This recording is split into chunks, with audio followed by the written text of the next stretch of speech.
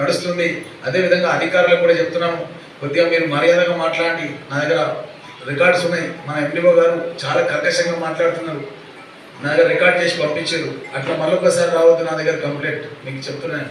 ఎందుకంటే వీళ్ళే దేవుళ్ళ లాంటి వాళ్ళు ఉంటేనే మనం ఉన్నాం ఈరోజు.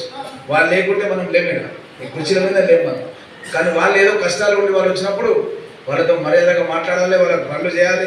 మనతో కొన్ని అవుతాయి, కొన్ని కావు. అయితే అని చెప్పాలి, లేకపోతే పద్ధతి చెప్పాలి. ఇట్లా సిస్టమ్ ఉంటుంది, ఇట్లా ఉంటుంది, చేయాలని చెప్పాలి. వాళ్ళు కూడా సహకరిస్తారు. ఎవరు కూడా మీకు ఇబ్బంది పెట్టరు, వాళ్ళంతా కూడా సహకరిస్తారు. కాకపోతే మనం వాళ్ళకు ఒక పాజిటివ్గా, ఎందుకంటే ముఖ్యమంత్రి గారు మాకు స్పష్టంగా చెప్పారు, 18 గంటలు పనిచేసే అధికారులే మాకు కావాలి.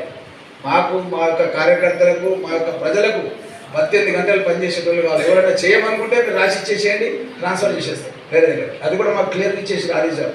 పని చేసే వాళ్ళే ఉండాలి నియోజకవర్గం. పని చేయకపోతే మాకు రాసి ఇచ్చేసేయండి, మీకు వేరే దగ్గర వేసేస్తాం, వేరే జిల్లాలో ఇస్తాం. మరి జిల్లాలో కూడా పెట్టుకోవద్దని చెప్పాడు. ఒక జిల్లాలో పక్క కాన్స్టిట్యూన్సీలో కూడా తీసుకోవద్దని చెప్పాడు.